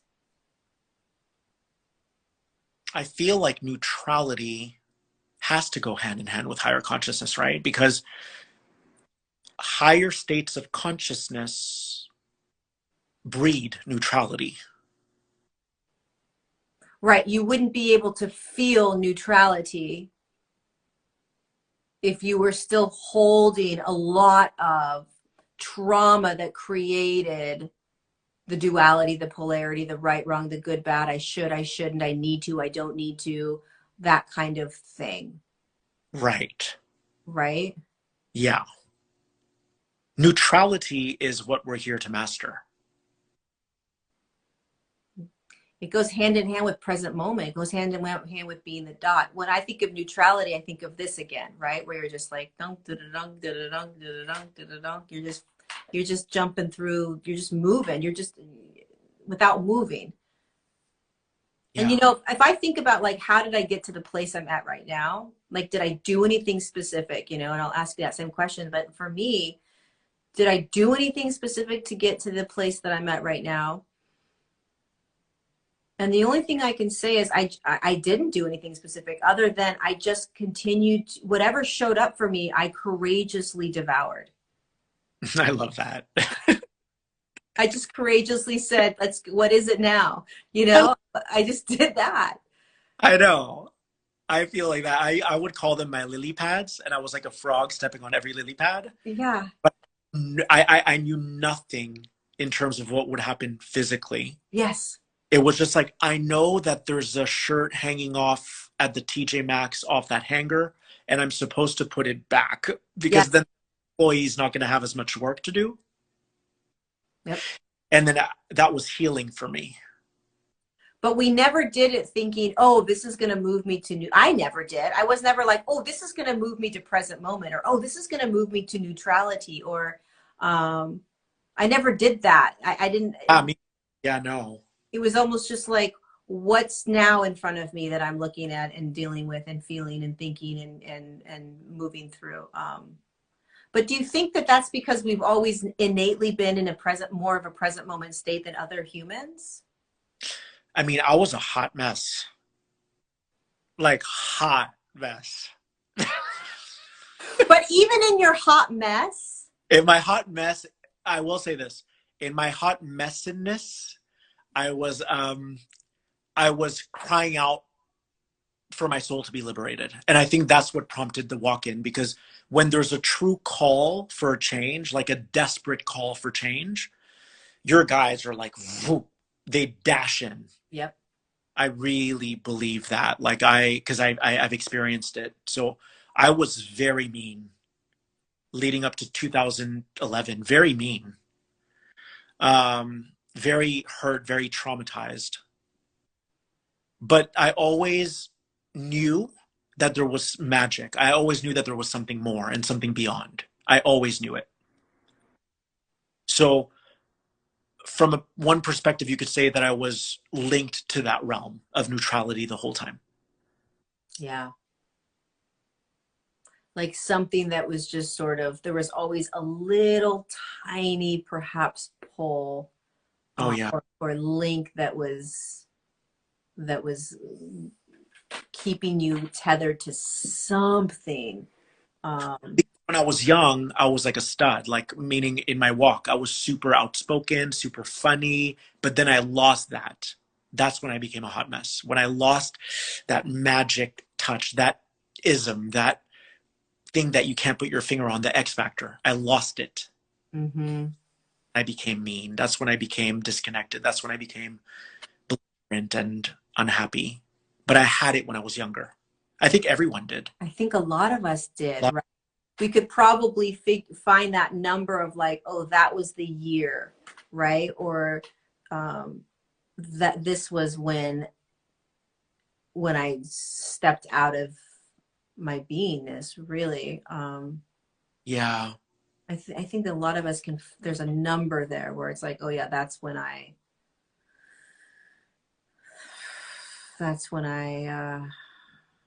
shifted. Yeah. And now here we are. There was always a piece of me that like knew the whole time that I was playing this game. I was like, oh, I'm playing the game now. I'm now going to be an alcoholic. Okay, great. Now I'm going to be a drug addict. Okay, great. Now I'm going to be a sex addict. Like there was always like a part of me that was like, I'm just going to do this because I didn't want to ever wake up and do my work. I was always afraid of what that was going to require of me. From the age of 13, it was like, I'm going to just pretend that I don't have to wake up to out of this and I don't have to do my work, like, which is what I'm doing right now, because there was always this like massive fear that it would be so different than the life I had. And the life I had was like, it was, I mean, very human, but it was very trauma bound, so it's just interesting. I'm always curious about how, when you're going through life, do you always have that little piece that's like always reminding you of like what is really happening here? Because there's something unique about you and I that I think there's something different about us that allows us to be able to stay steadfast in what we're doing and committed and in such a present moment trusting state, that is harder for I think a lot of humans to have. So there's something unique about that, and maybe that's just the role we came down here to do, right? We had to have that. I think we're I think that yeah, that's exactly what it is. I think it's a knowing. Yeah. Like it's a knowing. I've had that since I was young. Yeah.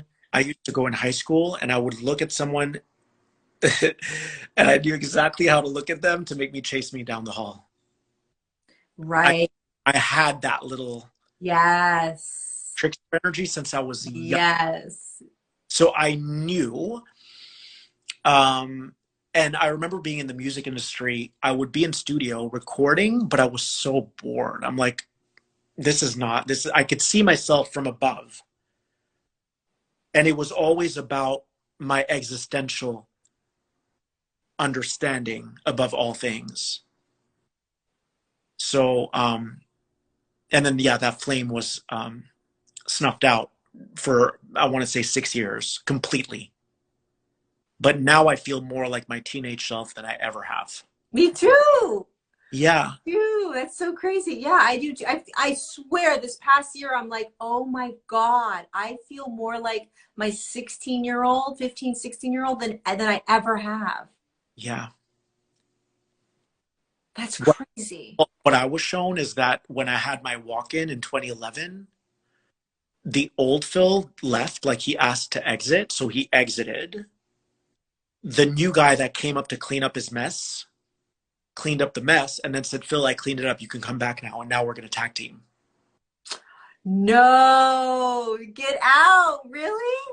So I think that's what might have happened to you. Like you left, a new soul and a higher consciousness came in and then was like, okay, now let's bring Lori back.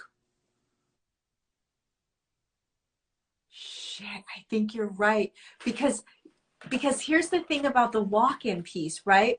There's a piece of me that felt that there was a piece missing around that. It was like, okay, I know that something massive happened at 6 years old.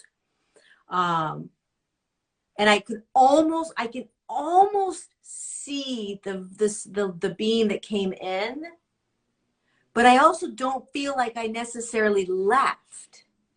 Right. So sometimes it's a braid. It's like two souls. So there's a higher aspect that is going to come in to be the guide to the lower aspect. Do you think it's the same aspect? I think for me it feels like it feels more like um do I think it's the same aspect? I think it could be a higher aspect of the same being. Yeah, that's what I mean. Yeah. Or I think it can be an entirely different being. Because I'm getting the vision for myself. 6-year-old girl sitting on the grass, looking up at the Palladian ships that I see, and it's almost like now that I'm talking with you, it's almost like it was a higher aspect of that I split from, that came in to assist, or maybe it came in, I went out, did whatever I needed to do, and then came back in, and now it's a tag team. The tag. Wow. Yeah. Holy cow. I feel for me, I'll be very honest with you. Whether I meditate or not, at 5 p.m. when the sun sets, this other aspect wakes up. And I feel like it's more extraterrestrial, but it's in my body. Everything changes. My eyes change, how my focus changes, everything changes. He comes online, we work together, vice versa. And then in the daytime, he's like not here. I do very human things, but I'm still processing a lot. But at night, it's like extraterrestrial energy that's in my body. Right. And do you think when we're tapping into that high school piece to us, that is the original aspect of us that That's the original aspect that was so traumatized.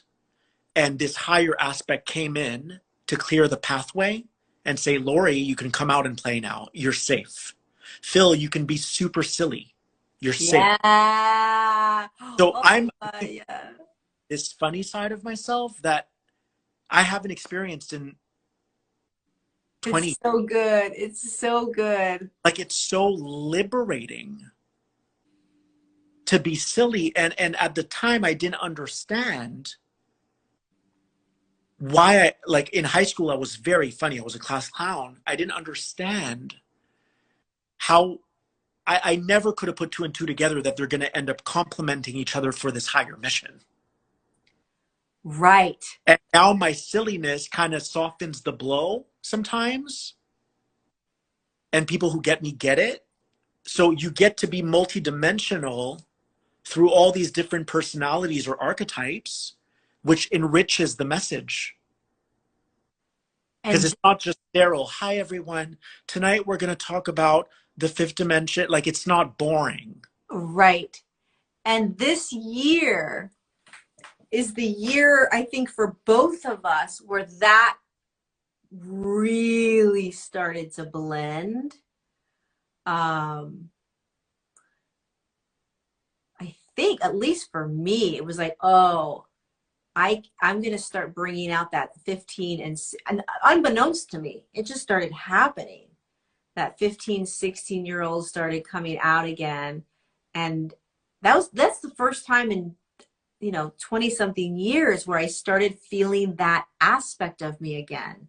Because I was becoming whole. I was healing, quote Right? unquote healing, right?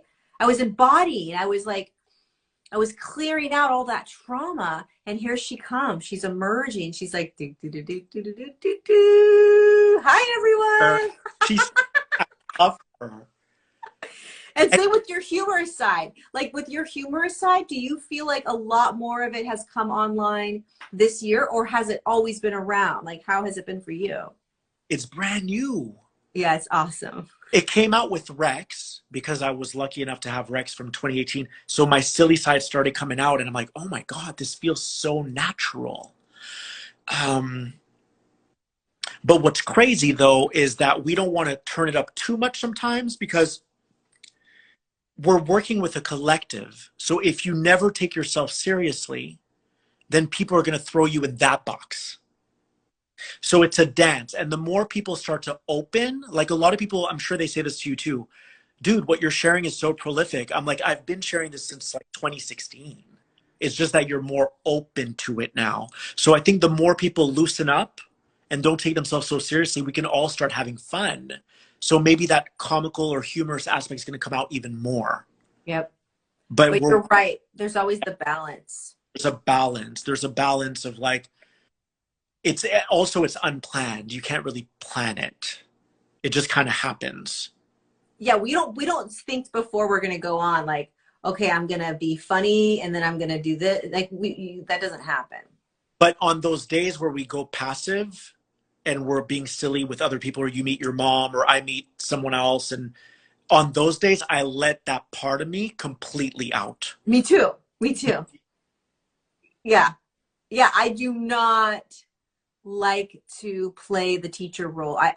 I'm like, dude, you're gonna go to sleep like with like 100 blankets on you. Like we're gonna just be that younger um, teenage type of girl. But even in that, it's there's always an intention behind it. It's not I'm going to be sloppily me. There's always a spiritual intention behind everything we do. Well, and that aspect that I put to sleep is never really asleep, right? I'm always observing. I'm always like, oh, look at what I'm doing right now. Oh, look at what I'm feeling right now. Like, it's not like it's actually separate, but it's just kind of resting. It doesn't have to be center stage, you know? It doesn't have to be center stage. I think that's what is so beautiful about you and I think is that we are able to blend and be so human and kind of just we're human.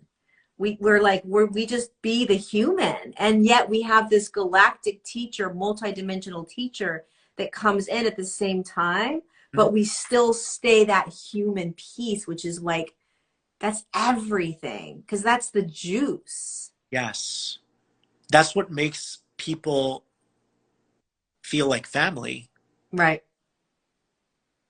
Like when I don't know about you, but when I meet people in person, it feels like, hey, how are you? Like it's just family. Yep. Yeah.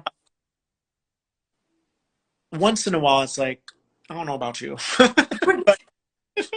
but I don't, once in a while. But for the most part, I think the personable aspect is really important because we are walking through this with everyone. I mean, Lori, you have shown up for every single person every day in 2020, or almost every day in 2020, right? Like it's not all talk. It's like who was there when it counted the most. 2020 really counted. You up every single day or almost every single day to be there with people to walk through it. Like we go through the ups and downs. I wouldn't have it any other way. There would be no relatability factor if I was like, I'm on cloud nine. Like, no, I want to feel it all. Like, give me the mucky, muddy, gunky, tarry, everything. I want all of it. Because when there's no judgment, you appreciate visiting with different frequencies, traveling to different dimensions, feeling the sadness, feeling the pain. You enjoy all of it. Because you know that there's always going to be a reemergence. So it's only temporary. Like yesterday, you said you went through something. You, in 3 minutes, you were over it. It was a Guinness World Record. I know. Right? But that's what's so brilliant about being multidimensional is that the turnaround, the turnover rate is so much faster now. And even if it isn't, you know that something amazing is around the corner. Yep. Just like that. Just like that. And even if it's not just like that, you still know that it's shifting, that it's changing. I mean, if there's anything we learned this past year, right? It's just this massive amount of constant change, constant shifting, constant movement, just constant, which is teaching us reluctantly for a lot of humans, but teaching the human to get freaking present. Like, let go of the freaking future. Stop. Yes. Stop. Just let it become a facilitator of what wants to express through you. Right. Simple. Yeah. Become a facilitator of whatever shows up, moves up, wants to express itself. Anger, sadness, all of it. Just allow it to dance. Allow it to go through its motions. Because if you want to be free and you want to dance, then why can't they? Why can't the energies in your body express? If you want to be loved, then why can't you love on those energies? Exactly. This right here, I think, is the most pivotal piece to navigating your human experience. It's so simple. It's literally so simple. If you just stay present in the now, even though you have plans, you've got kids, I'm not talking about that kind of like, yeah, but I have to go to the grocery store. I have to go. No, come on. You know what I mean? Like, get in every now moment with your planned now moments. There's always a now moment. You're always in a now moment, even if you have a doctor's appointment. You're Right. still in a now moment. In every now moment, if all your job is to just feel, that's it. Without any judgment or attachment, and you just were feeling, I swear to people, you would literally be so much more free, and like your life would be so different just by doing that. Just by doing that. It's like, it's kind of like serve the energy in motion, serve the emotion, and the energy will serve you. Simple. Yep. You know, I have that the kids group that I do, the Patreon for the kids, the adolescents. And I did a video the other day on consciousness. One of the girls, she was like 7, swear to God. She's like, can you talk about consciousness more? Like, what do you mean when you say consciousness? And like, what exactly is consciousness? And I'm like, how old are you? And she's 6. So I did a video on consciousness, and I was talking about emotion to them, I was telling them that emotion is consciousness, which is energy. And certain emotions will spin or move in a frequency that is lower. And if you imagine that a lower frequency emotion, when it moves into the body to be felt, it might be a little more sludgy, right? It's going to kind of have a little more tar to it. And one of the kids said, so that's why it's so hard to feel emotion like fear, because it's slower when it moves in, and it's sludgier, so it stays longer. And the longer it kind of move, when it takes a little bit longer to move through the body, you don't like feeling it, and so then you don't want to feel it. And then when you don't, this is like a 12-year-old, right? And I'm like, yes, can you go teach that to the humans? He got it. No, Phil, I was like, no, seriously, you got it. He nailed it. He nailed it. I was like, oh my God. You nailed it. Like, he got the whole piece around emotion and energy and consciousness, and why it's so hard for us to feel the anger or the sadness or the rage or whatever that was. And just like that, it's gone. Yeah, you can just start expressing it and just feeling it, and boom, just feel it, and boom. That, I feel like, is like the biggest, for me, is like such a key piece to navigating this right now. I think, it's kind of like this. Like, this is how people need to see it. There's a higher frequency that has catalyzed that emotion. Yes. It's going to manifest as a trigger. There's a higher frequency source, God, whatever you believe in, sent a pulse in your day to bring to the surface this emotion. So don't be talking about wanting to meet aliens who have a way higher frequency, who would basically blow your inner fuses.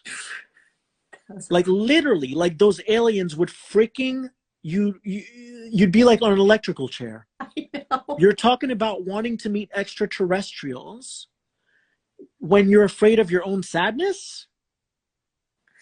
And the other thing about meeting extraterrestrials, which humans don't understand, is they can't be in this low of a frequency. Like, right.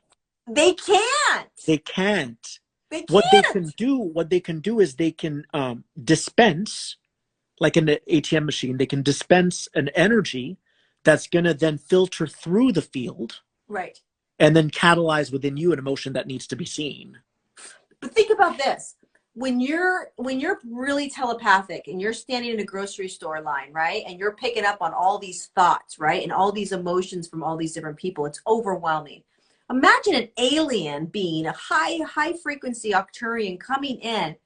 They have way more ability to feel everything, right? And here we are, these dense humans with all these thoughts and beliefs and fears and worries, and they're going to come in. It's overwhelming for them to even have that interaction with us. Oh, I see what you mean. You're seeing, yeah, totally. Because if a third dimensional human stands at a grocery store and can tap in, and it's like, ooh, this is so overwhelming, I'm feeling people's thoughts and beliefs and whatever.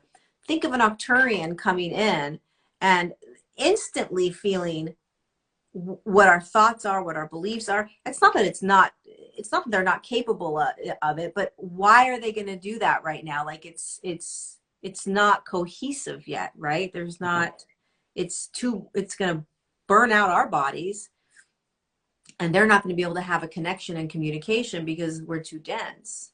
Exactly. Anyways, I love you so much. I'm so glad we did this, by the way. Oh my God. I wonder how long we went. I don't know. It's almost midnight. Oh my God. We're the kind of people who are going to have to be like, Lori, if we do an event, we have to set a timer. I know. Like, we're going to have to need someone in the audience, have a beeper for us and say you have 5 minutes left.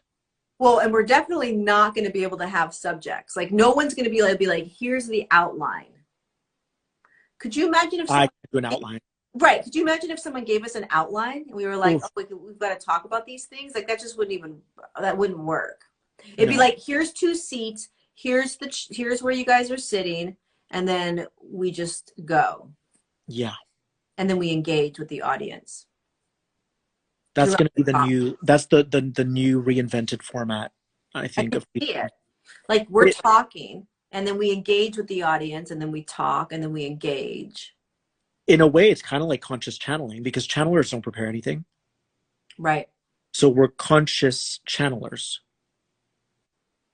Right. And it's a conscious channeling back and forth, which is Yeah, different because you have right. to you're feeding off of the other person's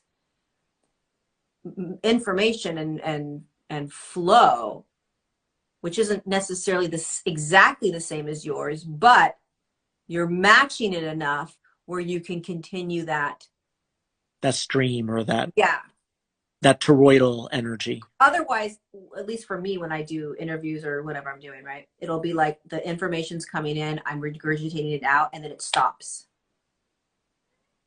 You know what I mean? The person receives it, and then there's another layer, the page turns, and then there's a new there's something else that happens. It's not It's like a wave. yeah, yeah. I can totally see that on stage. Like we just get up there and talk, and then all of whatever happens, and then we turn to the audience, and we're like, okay, right, and then we come back, and then we turn Yeah, to the audience.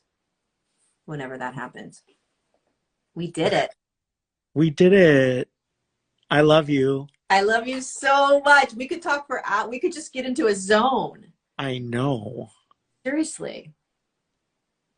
There's just a zone that we could just, I don't even know what we talked about tonight. I'm really glad we did this because I would have had a whole bag of cookies. I'm really glad that we did this then. And every morning I'm like, let's try not to have cookies tonight, even though I have them every night. And it didn't happen tonight. I'm so happy. Anyways, I'm so happy that we finally got to see each other in real time.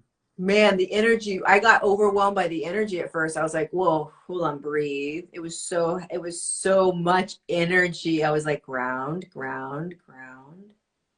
I knew it was going to happen because our relationship has gradually blossomed. Yep. Because at first we would send each other audio files on Instagram like once in a while. But then this natural momentum started picking up. And then it got to, at first, so I'm going to share a little secret. At first I was like, I'm going to step away because I don't want her to know I'm reading her messages as they come. And I want her to feel comfortable. Oh, good. And then it just started opening into like, I don't care if she sees me while I see her messages. Like it just kind of blossomed. Yeah.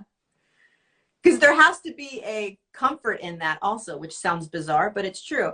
There has to be a comfort in that. I'm going to now listen to that message and respond at the same time while he's responding to the next message.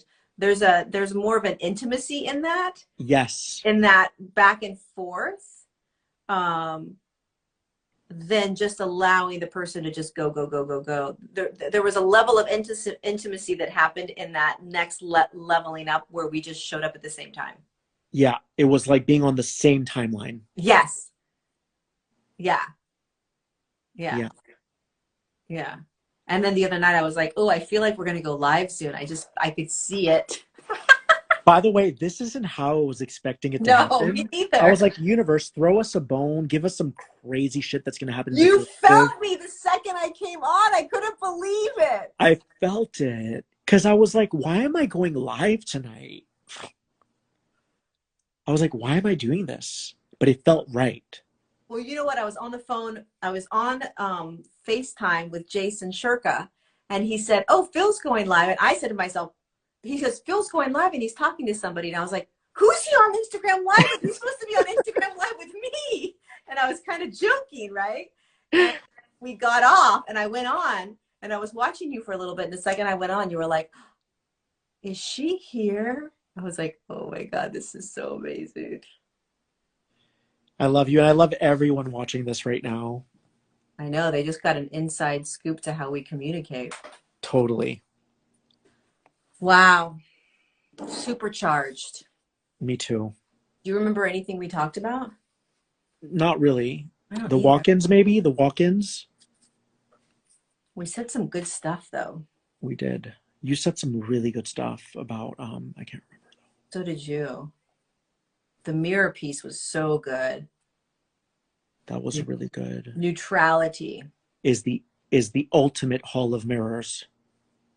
Neutrality is the ultimate hall of mirrors.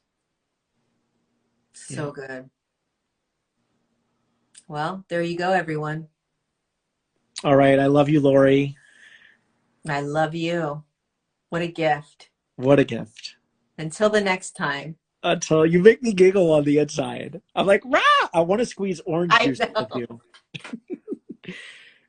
Oh my Wait till God. we'll eventually get in person and we just get to Oh yeah. sit and for hours. Can you imagine how long we would just talk? I know. We would never stop. Would that get boring? No. No. I'd be like, shut the lights. It's time No. to sleep. And I'd be like, but Phil, one more thing. One more No, thing. we Have you need to thought about sleep now. this? But what about this? Have you ever had this happen? Leave You're me like, alone. I want to go to bed. Stop. Then we wake up in the morning. I'm like, Phil, oh my God, this is what happened to me. And off we go. I could so see it. Oh my God. It's amazing. It's so good. It's so good. Big hug. All right, I love you. I love you too. Okay, bye, Bye. guys. Bye.